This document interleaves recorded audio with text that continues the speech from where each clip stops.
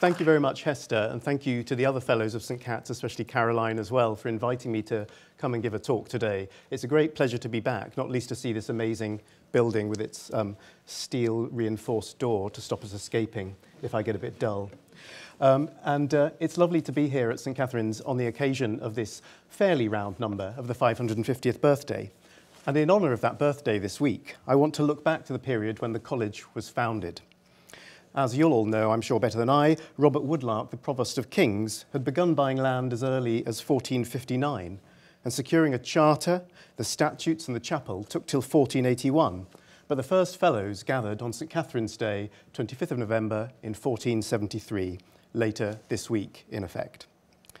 I want to look at what people were reading and writing in English in England at that time. I do so in order to honour the college's history, but also because that question raises a bigger question about how we can understand literary history, especially medieval literature, as it unfolded in particular moments. And I have some epigraphs to which we can return at the end. My prompt for raising this question was something in one of the histories of the college by George Brown in 1902, which noted an interesting coincidence that William Caxton printed the first book in English, the Recueil, or Gathering of the Histories of Troye, around this time. That point was repeated in another college history by William Jones in 1936. And the coincidence has become stronger even now because the most authoritative study by Lotte Hellinger of the British Library has argued convincingly that Caxton printed the Recueil in late 1473 and in Ghent, so exactly as Woodlark was founding the college, a few hundred miles west. Caxton says that he translated and printed the Recueil for Margaret of York, sister of Edward IV of England, who'd married the Duke of Burgundy, ruler of the area where Caxton was printing. And this is an engraving, supposedly, of Caxton presenting the book to her and to her pet monkey. Undoubtedly, the first book printed in English is a milestone. Yet Brown undoes his observation because he stresses that the college's founding and the first book printed in English are mere coincidences in date. And it's true that there's no causal link. But I want to see whether a temporal coincidence can yield any real coherence, whether there might be identifiable trends in the culture of reading English and writing English in 1473. I'm going to sketch some that I think we can find that will emerge. It's tempting with hindsight to see this as the birth of modernity, and that's how the college history is presented. This was the period of the first printing, the first European colonization of the Americas, the great Italian Renaissance artists, and there is one slight connection of St Catharine's to some of this. In Woodlark's documents establishing the college's finances and properties, on the last blank leaf, somebody in 15th century handwriting jotted the name Johannes de Bardis in Lombard Street, as though they were about to record a transaction, as on other pages. And that makes sense, because Giovanni de Bardi was one of many Italian bankers based in Lombard Street, as the name betrays, who could well have supplied funds to found a college. This Giovanni de Bardi returned to Florence in 1477, and in Florence he commissioned Botticelli to make an altarpiece, and his relatives who remained in London funded John Cabot on the first exploration of Newfoundland. So there are very tenuous links between St Catharine's and Renaissance art and early modern colonialism.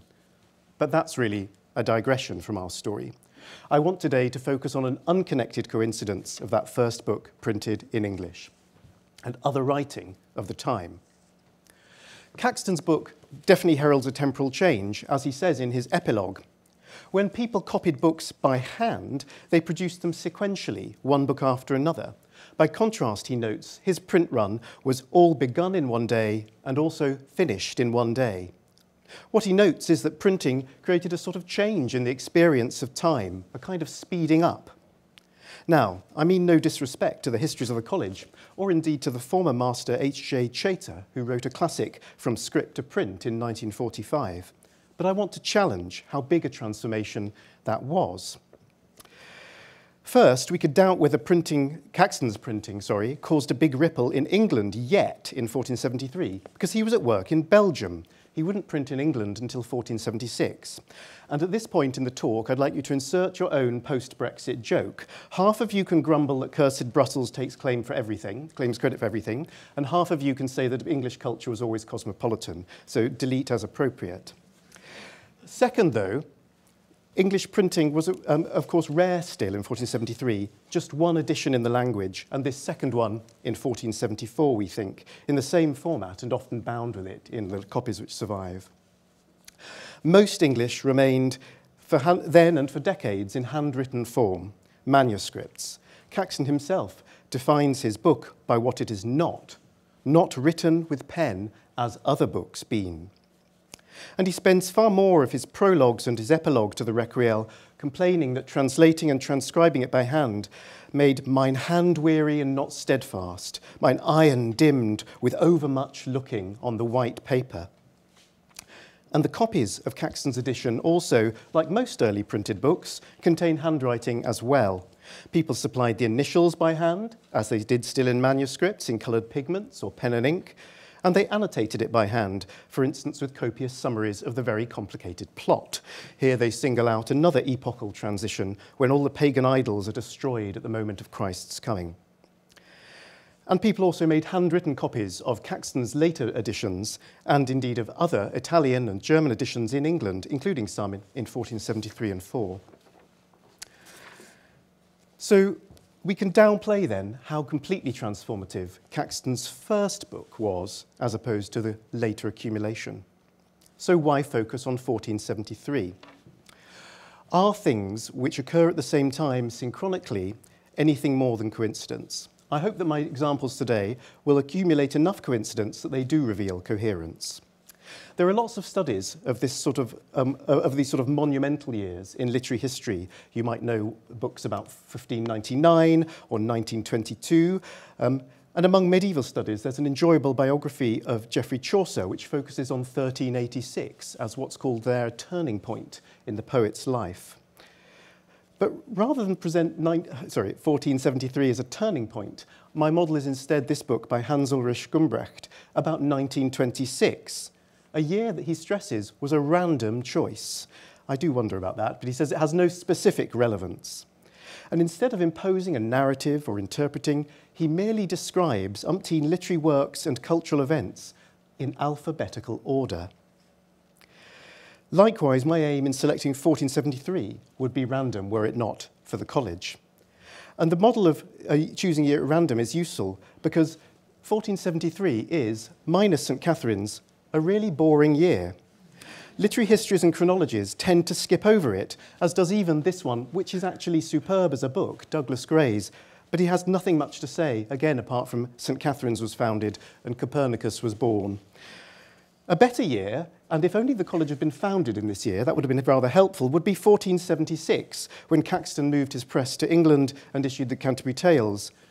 The years 1476 to 7 are also seem to be about the time that they copied down the greatest work of medieval English drama, the York Cycle, as Richard, who's in the audience, has shown in his latest edition.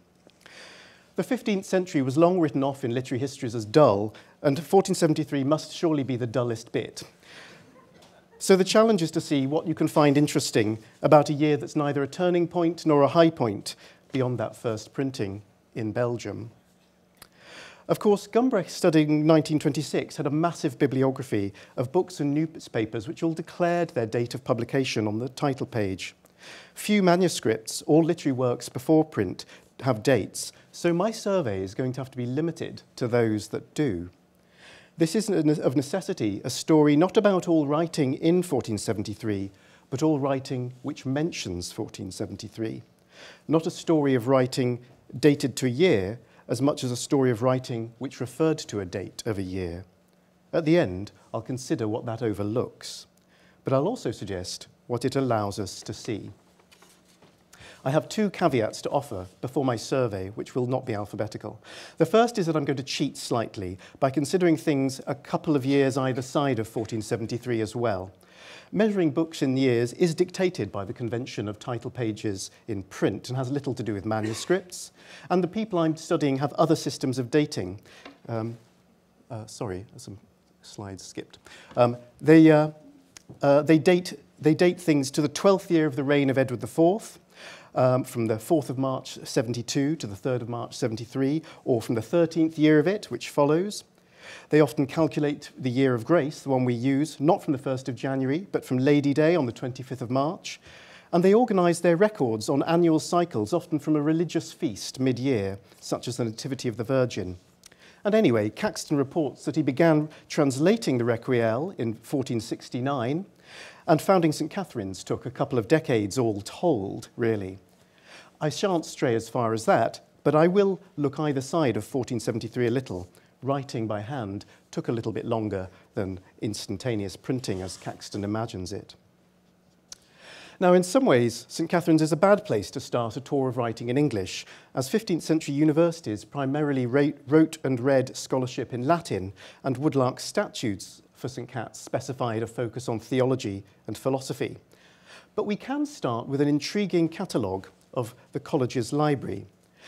The catalogue must date between 1504 and 22, but these are declared to be books given early on by Woodlark.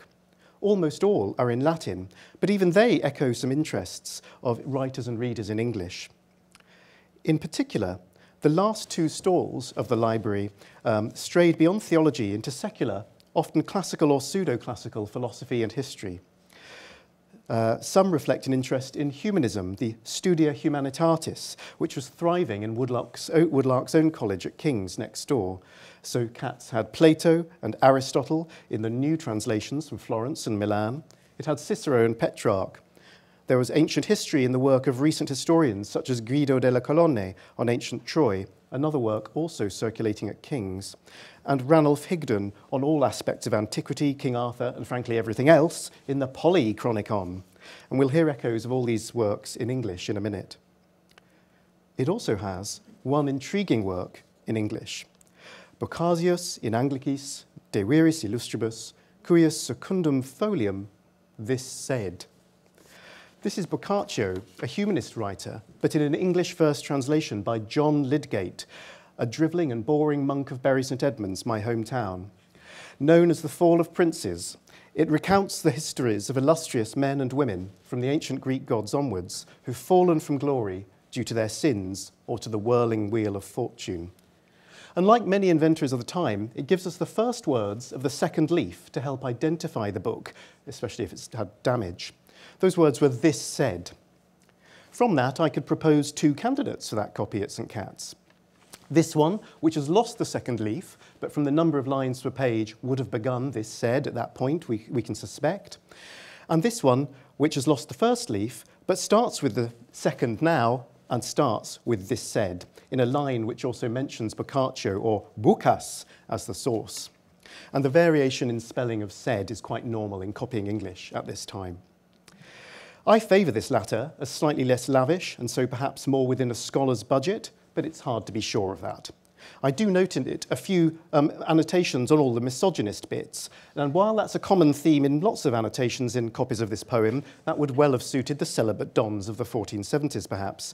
After all, Woodlark also gave them Caesarius of Arles' De fuga mulierem, fleeing from women. But I stress that while there's no reason why this could not be Woodlark's copy, or the other, nor is there any further evidence that either of them definitely was. We've probably lost dozens of other copies, and exemplars or copies from these might have shared their layout and so their second folio line.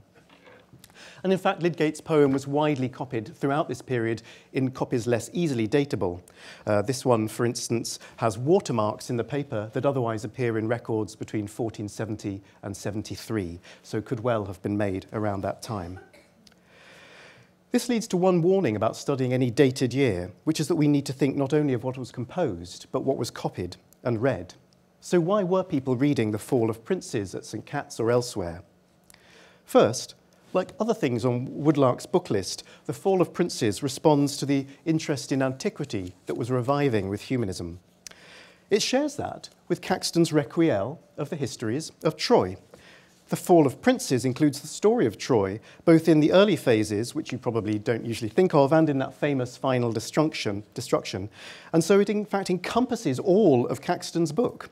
Conversely, Caxton's compendium is itself larger than the Trojan War, The first fifth covers Saturn, Titan, Hercules and others who appear in the first fifth of Lydgate's Fall.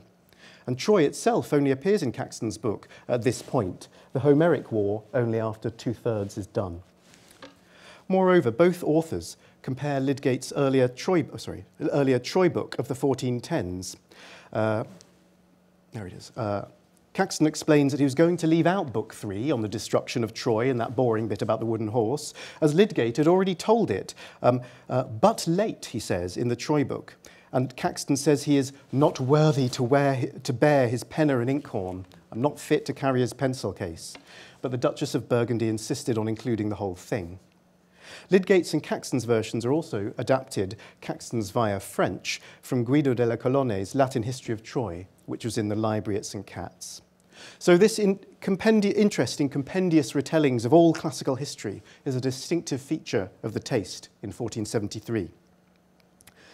A second feature, which the reading of the Fall at St Cat's attests to, is a taste for a kind of verse form called rhyme royal.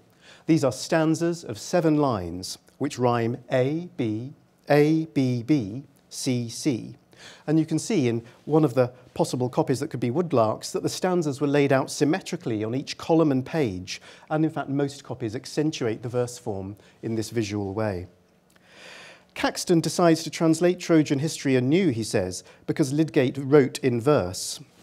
Is that correct? Yes. Lydgate wrote in verse, nobody yet in prose in English, but diverse men been of diverse desires, some to read in rhyme and metre, some in prose. And while Caxton's work often makes the late 1400s feel like a golden age of prose, this comment, which in fact echoes a line from the Canterbury Tales, cuts both ways. Some like reading rhyme, and so they do. Caxton elsewhere in his Recueil betrays the popularity of another story of Troy in the verse form known as rhyme royal, Chaucer's Troilus and Cressida, for he compares his work to that one. He notes that in his own source, Troilus, the Prince of Troy, has a lover called Briseida with a B, but Chaucer, in his book that he made of Troy, named her Chryseida with a C. Then, when the lovers are separated, when the woman is sent away, he notes their sorrow and says, "Who that list or wishes to hear of all their love, let him read the book of Troilus that Chaucer made, wherein he shall find the story whole, which were too long to write here." His phrasing implies that Chaucer's Troilus and Cressida was also being widely read, or was common knowledge at least. And indeed, there are copies in handwriting and with provenances loosely datable to the 1470s and 80s, such as this one. Moreover, the rhyme royal of Troilus and Cressida and the Fall of Princes was being widely imitated. There are many works which you can date only loosely from allusions and handwriting to this few decades in this rhyme royal, but some we can date closely. For instance, on the 28th of April, 1474, Prince Edward, son of King Edward IV, visited the city of Coventry. He was then 3.5 years old, and so they greeted him with some improving pageants. No trip to Peppa Pig World for this ruler's son. They present a compendium of exemplary kings and heroes, such as Edward the Confessor and St George, the kind of rise of princes rather than their fall, whom he should imitate. And there are other records in 1473 of pageants with St George in from the Paston family. And the pageant speeches are all in rhyme royal. The lines have variable numbers of syllables, up to 19, which isn't really viable. They often alliterate, so they sound more like Piers Plowman. And they're in a bit of a muddle, really, but they're all in at least 7-line stanzas rhyming A, B, B, C, C. The would-be bard of Warwickshire clearly thought this was the essential feature of poetry for a grand occasion, and so did others. At some point soon after 1471, one of the Paston family, whose letters survive, wrote this poem to a patron in rhyme royal, surviving in a rare and fascinating rough draft. And around 1473, if you had literary ambitions, then it was rhyme royal that you reached for. That's a second trend in writing of this time, and we'll see some more in a minute. Lydgate's Fall of Princes is also marked by using its compendious classical history for moralising. Each life of a fallen hero ends with an envoy or epilogue, which spells out a pithy lesson in repeated refrains, given as an extra 8th line on the stanza. The love for pithy moralisation is another taste of the time. One such work was Stephen Scrope's The Dictes and Sayings of the Philosophers, which purported to be a compendium from antiquity again, but now of philosophical sayings. It was in fact written earlier, but in March 1472, by which he might mean before the 25th of March 1473, Scrope's associate William Worcester went through and corrected and revised this book of moral sayings, and that circulated widely. Within that general moral sententiousness, a fourth literary taste was for discussion of good government. The late 1400s, in general, are a great age of political writing in English, and not always acknowledged as such. Fortescue is the famous example. In his revisions to the Dictes and Sayings of the Philosophers, Worcester drew attention to service of the commonweal in several passages, or, as we might now term it, to the common good. And the work includes things such as Aristotle's advice to young Alexander the Great. There had been circulating for centuries a work in Latin which purported to be Aristotle's advice to Alexander, known as the Secreta Secretorum, the Secret of Secrets, and 9 translations were made into English in the 1400s and 1500s. For instance, this prose translation survives in 2 copies circulating at Oxford a few years later. One of the very few manuscripts in English explicitly labelled by its scribe as being written in 1473 contains this translation of Aristotle's work by Lydgate and into rhyme royal. It was owned early on by Sir Nicholas St Low, the former Sheriff of Somerset, and he and another person picked out lessons on good government. And there were other political works composed around this time. On the 10th of August, 1472, the aforementioned William Worcester gave the Bishop of Winchester his translation of Cicero's of Old Age, which was later printed by Caxton. He says the bishop didn't reward him for it. He was obviously a mean bishop. And the common good is the theme of Worcester's other work. Oh, sorry, there you are, that's that. It's the theme of Worcester's other work, which I should just say I've just edited, so buy your copy now to ensure disappointment. The Book of Noblesse, which he revised over the winter of 1474-5, as he explicitly dates it. He refers 15 times to the common weal, 21 times to the common profit, and also in Latin to the res publica. He cites as sources for these ideas Cicero, Boethius, Livy, Vegetius, and other classicising authors, and he applied them to particular problems of Edward IV's military and fiscal policy. And finally, Caxton's epilogue to the Recueil stresses that this classical history will teach us to serve the commonweal, and his second printed work the following year pulls out the same theme. In the Recueil itself, there are frequent references to the commonweal. For instance, Saturn, Titan, and others are described as gods, Caxton says, simply because they were good men who served the common good. He takes that idea from the French source. This focus on the commonweal has often been picked up in Caxton's work and linked to his use of printing, which addresses a wider public. But the commonweal is a common theme in manuscripts too, around 1473. It's typical not of his technology, but of his time. Much of the thriving political writing was directed towards the immediate moment. It was politically engagé or occasional, and that's another trend that we see in writing in English at this time. 1473 is, in political as in literary history, a bit of a lull, but it's sandwiched between momentous events. It's the equivalent of 2018 in our recent history. Over the winter of 1470-1, there'd been a coup with the guy on the left, Henry VI, overthrowing Edward IV on the right for 8 months. And the regime changes prompted some cleverly crafted propaganda. For instance, there are ingenious letters of quite craven rhetorical flip-flopping from the University of Oxford, lauding each usurping monarch in turn. There's nothing new there. There's prose history of Edward IV's 1471 return to the throne, called The Arrival of Edward IV, and there's a poem recounting his recovery of the throne in 46 stanzas. I'll just have a few. It borrows from The Fall of Princes, the rhyme royal, that fashionable verse form, and it borrows the use of refrains at the end of every single stanza, summarising the lesson 46 times. Lord, thy will be done. It also, like the slightly boring Coventry pageant, blends rhyme royal with copious alliteration, often in the first few lines of each stanza, but especially at the climax of battle, as often happens in other poetry. There's shooting and shouting and hewing of harness and trembling and turning and hewing of helmets and roaring and running and riding and rumbling, perhaps picking up idioms from the alliterative poems that were still circulating. It presents imagery of Edward IV repeatedly troubled by a troublous tempest as he returns across the sea in spring, and the wind, the water spareth neither prince nor king. And that might echo images of sailing in the prologues to Troilus and Cressida.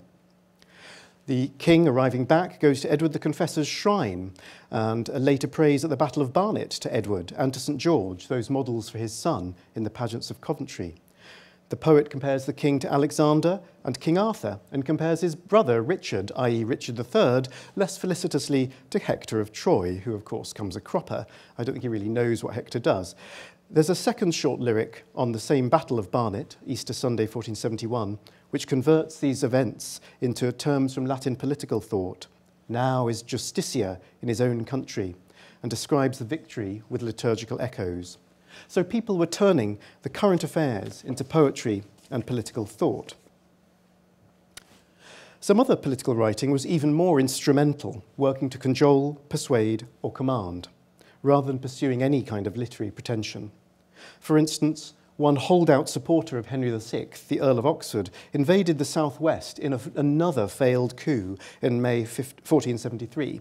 So the king issued this letter to the Sheriff of Devon, warning that he must ne assemble, ne suffer to be assembled any people with any manner of person or persons whatsoever he or they be. And as all that settled down, Edward IV, realising that, of course, xenophobia is really good for helping to bolster your shaky political support, began planning to invade France. This was the prompt for Worcester's revision of the Book of Noblesse, but it also prompted documents of practical use, such as letters to towns drumming up support, speeches in Parliament, often drawing on classical precedent, or these instructions to persuade the constables of the English settlement at Calais, still an English colony, to send money and men for the invasion. Humble though they look, these instructions exemplify the careful qualities of this practical writing. Rather than just offer a fiat, they offer a careful argument. War outward will prevent social disorder inward and restore prosperity to all, a slight misuse of the idea of the common good. The document explains why it'll be easier to defeat France now than in the past, with careful, if rather cruel, realpolitik. It repeatedly uses the word convenient as a sort of technocratic standard of governance. So as well as long political poems and prose, there could even be careful reasoning in documents of policy and command. With instructions to constables, we've strayed far from English literature, but I want to look further at these practical genres of writing. For as well as political instruments, many kinds of practical writing were thriving in English. And my last set of examples, I hope, will show you that although these years lack literary masterpieces, there was great mastery of what we might call, as Hester was saying, everyday writing, letters and other documents. A little backstory is needed. By the early 1400s, there'd long been what historians call pragmatic literacy among the laity in Latin and Anglo-French for practical ends. But around 1420, English lay people began to write those practical texts one by one in English. In the past, that shift was sometimes unconvincingly told as a political move during the 100 Years' War or the Wars of the Roses. The reality is often more humdrum, as has been shown by Gwilym Dodd in central government papers, and as we can see in local archives when the shift occurs. It's often just generational change.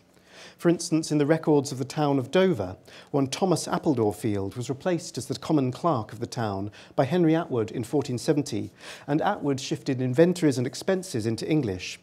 Then, in the year ending 8th of September 1474, he began recording receipts in English too. By 1501, he dies, and Roger Talbot takes over, and everything shifts to English, a common sequence for the change in language in urban records. So the shift to everyday writing in English is often local, fitful. But we can see with hindsight that this change was an important one, just as the introduction of printing was. For the adoption of English made it easier for more numerous professional people to make more writing, to manage more of their lives, households, trades, local government, and so on. 1473 is not the start of that. It's in the middle of that, as the shift is gathering momentum, as for Henry Atwood, adding a bit more English that year. So rather than see Caxton's printing as paradigmatic of 1473, I would suggest that this far more widespread growth in the use of everyday handwriting in English, already underway, was the key feature. A more paradigmatic document might be not his printing for the English merchants of Ghent, but this transcription by hand for the English merchants at Calais nearby of the latest Act of Parliament which concerned them. Any professional could write for profit or pleasure. Few ever mastered printing. This is what was transforming English society bit by bit. Again, that transformation is hard to see from St Catharine's history, as the universities are still using Latin in graduation and were then. The first English documents in the college's register date, I think, from 1504 and 7, such as this inventory of furnishings at a house in Babraham given to the college. But even the paper trail in college has stray words in English. Woodlark himself refers to it by its vernacular name. He refers to a click-it lock on the library door to stop the thieving fellows getting their hands on the books. And a Latin inventory of the chapel refers to stained cloths and checker work as their Latin ran out. English snippets were sneaking through the click-it. And beyond the universities, it was different. The everyday writing which was most commonly in English was the letter.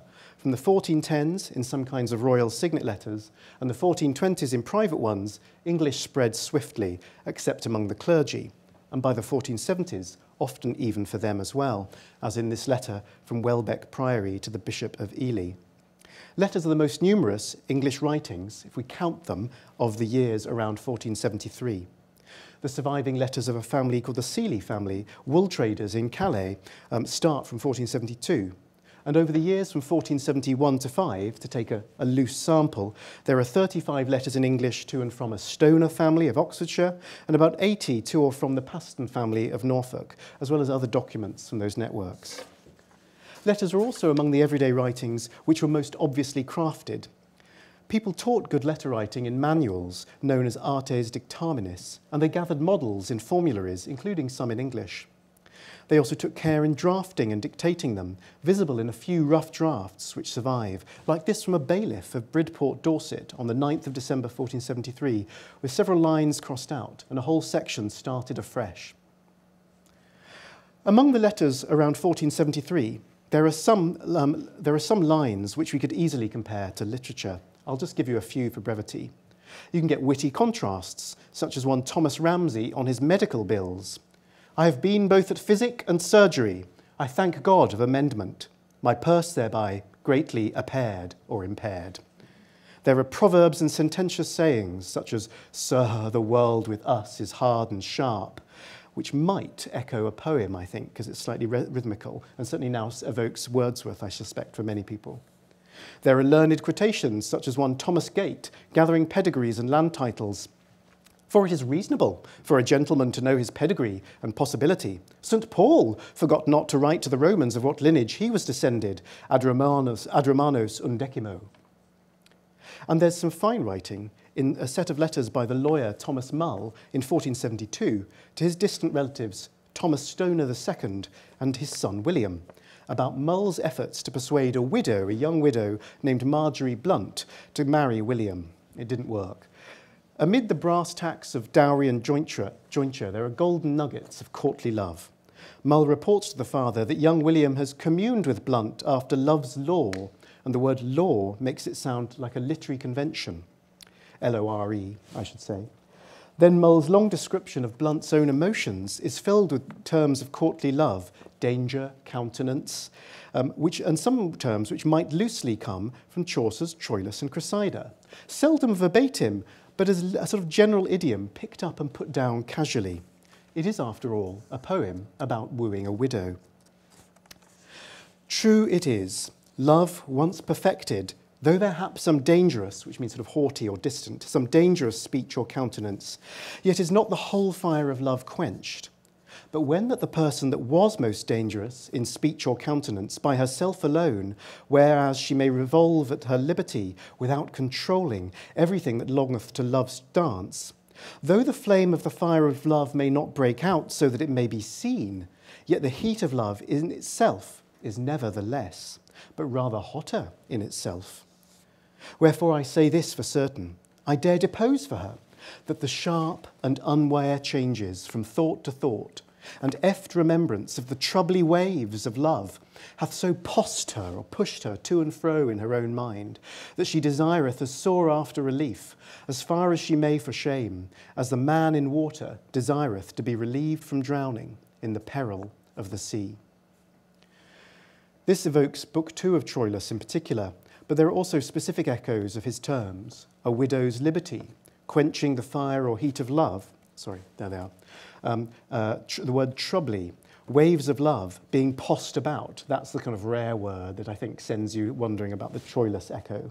Also, the unware changes of women are in Lydgate's Troy book. Writing about Troy and a poem in rhyme royal, two literary tastes of the time, are cropping up here in everyday writing, which is evidently as crafted as a literary work might be, a remarkable set of extended metaphors. But literary echoes are not the only standards by which to judge good writing. Other genres of everyday writing succeed by other methods of assessment. In the time left, I'll just highlight inventories and accounts. While they might not have many literary properties, they display other skills. Perhaps the most appealing are domestic inventories, with their vivid details of material culture. For instance, the aforementioned Thomas Stoner II, who received that last letter, had died in 1474, and his goods were inventoried on this indenture just after his death. Like St Catharine's chapel, his chapel also had a stained cloth, stained with one crucifix, the images of Our Lady and St John, and an alabaster, rather like the Botticelli painting, and an alabaster, the scorns of the Passion of our Lord, the which table, or flat artwork, Mistress Jane Stoner hath given to the chapel of Stoner, with many other things thereto belonging, and many, many more artworks in a list, a very faded list. There were good legal and financial reasons to list fine artefacts in fine detail. You needed to establish who owned them, who was liable for looking after them, and how much they were worth. This inventory of some silverware on 24th of October 1474 is only a copy, but the original was evidently also an indenture to which somebody had set to his seal, it says. The requirements of private property, the materialistic love of stuff, prompts people into writing detailed descriptions. Likewise, accountancy, with its grasping control of every penny, leads to precise writing too. Accounts in English are often a remarkable achievement. Many are rather artfully presented, for it was common practice to keep rough notes as money went in and out, and then annually or biannually to make neat copies for preservation or presentation to the authorities or the Lord. They're much later, but those for Henry VII are true works of art. For instance, here are the accounts for Anne, the Dowager Duchess of Buckingham, who was married, by the way, to the father-in-law of Marjorie Blunt, the widow who was being palmed off. The Duchess's receivers, William Lingard and John Salkin, made these lovely rolls, encapsulating moneys in and out over the year ending Michaelmas 1473. And her treasurer, Thomas Garth, made these documents, these rolls, rather long, for the year ending... for the 18 months, ending the 31st of March, 1474. Note the penmanship in the strapwork and things on the, and other decorative details on the letter S on each sum total. Note the display script for the titles of each section. Note the ramified layouts as finances are aggregated and disaggregated. The need to show your accounts to a Dowager Duchess has prompted some ceremonial effort in the writing, a kind of visual equivalent to taking up rhyme royal for your patron. And not only in form, but in substance, accounts offer writing that is excellent, but for its precision. I mentioned those Dover town records by Henry Atwood, and like many civic or churchwarden's accounts of the time, his are outstanding for their specificity, with explanatory descriptions of when and why expenses were incurred. He's got the auditors coming round, you can always sort of sense. In our year, there was, for example, money to Atwood himself for riding to Sandwich to commune with the mayor for a letter of my lords of Arundel, and money for wine for the mayor and his brethren when my Lord Chamberlain was here, and for a box and for wax to seal with, the warrants and for parchment, and for parchment to the mayor, and to the mayor for 2 horse when he rode to Canterbury to commune with my lord. Atwood explains when or what was done to in order to achieve such and such a goal. The accounts drift thereby into brief moments of history. But even shorter accounts, which are underwhelming singly, are overwhelming cumulatively in these massive books. There are 6 volumes of these Dover records in the British Library. With unflagging labour for 31 years, Atwood recorded about 120 pages just of expenses in English, let alone all the other costs and inventories, a recurring cycle of materials and labourers, building work and repairs for the harbour and the walls, of hornblowers and players at court holdings or at Christmas time, of errands to and from nearby towns, of dignitaries, of gunpowder. His accounts are incessantly repetitious and granular, and that repetition and granularity are their achievement. Moreover, there's something careful, almost ethically caring, in the precision with which even humble things are listed, such as the wages of individual manual labourers doing the most menial tasks. For instance, recording their daily ration of beer for lunch, their nuncheons, item paid to 7 porters for working upon the hedges, I mean the most humble thing, upon the hedges by 3 tides for their nuncheons. Nuncheons is a word rare elsewhere, but it's very common in accounts across the century, a marker of the care for little things, such as feeding your staff properly.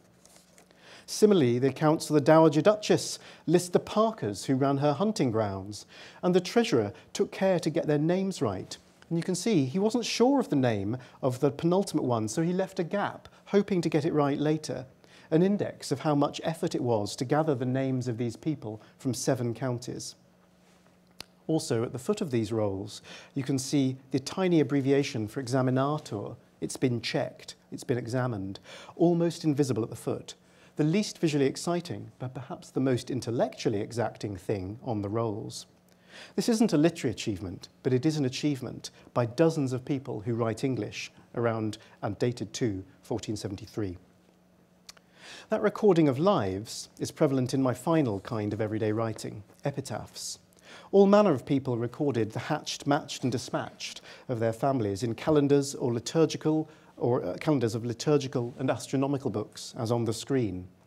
For instance, one Filer family marked a table of Easter dates with the deaths of John in August 1471, Thomas in November 73. And people also wrote more expansive epitaphs, often in verse. Indeed, the 1400s are a great age not only of handwriting, but of inscribing, notably on stone and brass funeral monuments.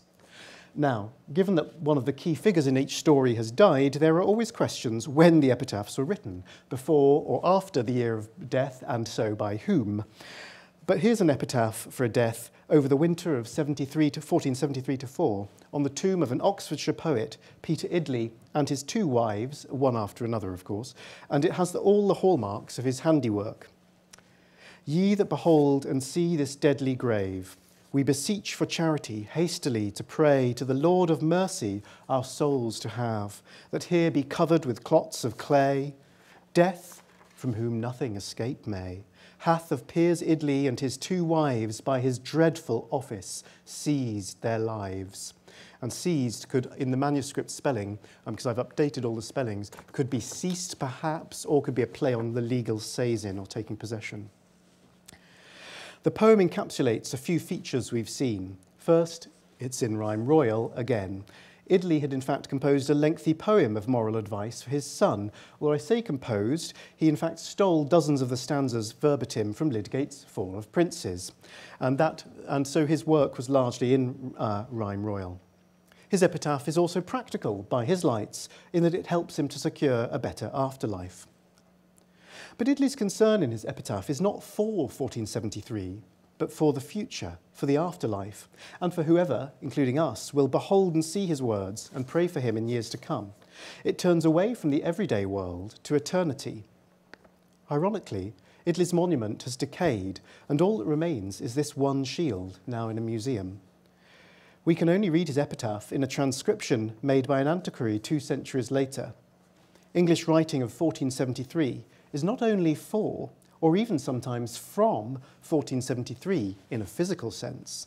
The moment would pass away. Before I conclude with a few quibbles, let me quickly recap the features which we've seen in writing in English in England at this time. We've seen the growth of a popular interest in classical antiquity. We've seen a taste for rhyme royal. We've seen the continued reading of Chaucer's Troilus and Cressida, of The Fall of Princes by Lydgate. We've seen a real flourishing of political writing, both philosophical or discursive, and for policy or propaganda, and I think that is one of the golden features of the writing of this age. We've seen a volume of letters, often, and I think rightly also, recognised as an achievement of the period. And we've seen other kinds of everyday writing in English, such as inventories, accounts, and epitaphs, all beginning to proliferate. There's not a cause and effect between these trends necessarily, as Gumbrecht would say, but there is a coherence, writing for the secular world, for the saeculum, in political life, practical matters, ceremonial or occasional writing, forms of verse and prose and drama which suit those occasions, even in an interest in material artefacts. Obliging ourselves to look at just 1 year, with a little bit of cheating, without any works of dazzling imagination, brings all these plainer qualities into view. And rather than Caxton's innovation in printing, it was this widespread address to the everyday that was important in its own day, and arguably in the longer term. This, I think, it might also be a slight corrective to a common view of medieval literature in popular culture right now, which makes it look a bit more like The Lord of the Rings or The Game of Thrones, or indeed for the interest in medieval literature, quite understandably, among religious groups now, who still cherish the works of the mystics or perform the carols, especially in Cambridge colleges, and with good reason. Reading around 1473 brings other, often secular, even materialist literature and writing to the fore. But it's led to a misrepresentation, or more than one, in other ways. And I want to end by noting those distortions. Where are the dream visions or the romances? Where is the religious writing or the lyric devotion in which the whole 1400s are so rich? Thomas Malory's Morte d'Arthur had been finished only about half a decade earlier and would be printed a decade later. Nowhere to be seen. In this year, King Arthur is merely a comparison to the present royalty, and religious culture has been reduced to inventories of alabasters and stained cloths, painted works of art. A focus on clearly dated writing has left out so much that we could judge more loosely from allusion, language, or from script to come roughly from this period. Other works were copied by scribes with handwriting that I would not be nervous at dating palaeographically to the late 1400s, but were not dated by their authors or indeed by their scribes explicitly. We could instead or also tentatively triangulate information and speculate about dates for other manuscripts and works which lack dates. For instance, the romances Epomedon, and I think Rhiannon is here somewhere, Epomedon, who has edited this, and Bevis of Hampton were copied in this manuscript alongside an English prose account of the Dukes of Burgundy, Caxton's patrons, and what they were getting up to in 1473, compares them to the Senate of the Romans or of Thebes or of Athens. As the account of the Duke seems newsworthy, were the romances Bevis of Hampton and Epomedon here being copied soon after these events of 1473? Should this, then, be allowed into our survey of the year? There's a lesson here, so true. If you're less picky when you're dating, you'll find romance. Or indeed, other genres that I might have missed today around 1473. Another one to think about would be drama. For instance, the N-Town cycle is a great set of biblical plays, is on paper with watermarks dating from the 1460s and 70s, and one of them has a date 1468 in it. So was that also perhaps being copied at 1473 or a year or so either side? Instead, the quest to find works dated clearly has found works where dates mattered. These writings mention the year because they're about the year, about the here and now, money, matrimony, patronage, politics, war, events, shopping, buying, owning. We can't separate that worldly focus too strictly from the religious or chivalric ideals of less dated medieval works, however. Chivalric or religious ideals of less dated medieval works, however. Throughout the things I've mentioned, people do lift their eyes from the present. There's a common will to compare history. The Fall of Princes imagined that history kept repeating itself, and you could draw moral lessons for now from the past. The pageants of Prince Edward at Coventry have the same sense that the new prince can learn from past kings. There's a common concern with eternity. The letters offer sententious sayings that feel like they're fit for all time. Accounts of one year pile up in sequences over centuries as though preserving institutional memory. There are many more documents we could have looked at, or which are about intercessory prayer for the soul hereafter, when people shall depart out of this sinful world. And of course, St Catharine's did some of that intercessory work. And there's further evidence of otherworldly concern if we keep these texts in context physically. For instance, here's a fragment of accounts from one William Marshall. They're jotted on the back of his notes from dictation or memory of a sermon he heard on New Year's Day, 1474. Financial accounting and religious preaching are two sides of the same piece of paper. Or I mentioned a copy that is clearly dated to 1473 of a political work, The Secret of Secrets, by Lydgate. But in the same manuscript, there's this translation into English of De Contemptu Mundi, a rejection of the world, which ends by warning that nothing will remain of the world but aches and worms. And the scribe's colophon, dating the book, asks Mary to intercede in the afterlife. And there are, in fact, about 3 other manuscripts, including one here at St John's, with an almost identical colophon, though not the identical scribe's handwriting. So people often connect works useful in 1473 with other times in history or with eternity. But I have, though, largely instead, stressed that this period was skilled at writing and reading about secular life, about the classical, domestic, practical, institutional, urban, administrative, political, material world. It's not a great year for English literature, but it was part, not a beginning or an end, but a part of a great development in writing in English. That development was not printing in English yet, which was a one-off event in Belgium. It was writing by hand of umpteen everyday works and of other genres, political and such like, for managing day-to-day life. Many of them were not meant to be printed, for their use was local and ephemeral, but they were well made for their uses even so. It's a kind of writing for the moment, easily overlooked when we think of the literature of the Middle Ages, and yet so important for the people who made and used these writings then, and perhaps for the history of writing well and living well in English over the long term. Thank you.